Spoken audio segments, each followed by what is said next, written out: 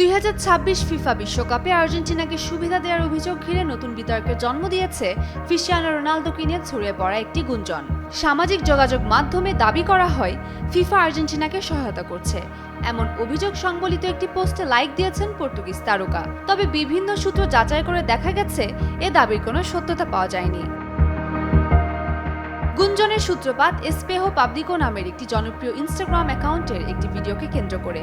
সেখানে এক স্প্যানিশ সাংবাদিক দাবি করেন রেফারি ও ভিডিও অ্যাসিস্ট্যান্ট রেফারি এর বিতর্কিত সিদ্ধান্তের কারণে আর্জেন্টিনা ফাইনালে উঠেছে। এরপর সামাজিক যোগাযোগ মাধ্যমে ছড়িয়ে পড়ে যে ভিডিওটিতে রোনালদো লাইক দিয়েছেন।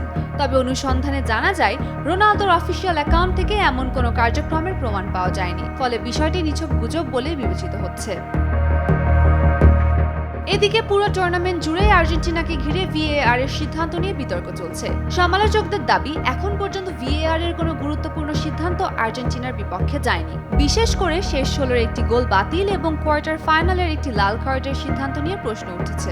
তবে ফিফার রেফারিং কমিটি সব অভিযোগ অস্বীকার করে জানিয়েছে রেফারিদের সিদ্ধান্ত নিয়ে আলোচনা হতে পারে, কিন্তু তাদের সততা ও নিরপেক্ষতা নিয়ে ভিত্তিহীন অভিযোগ গ্রহণযোগ্য নয়।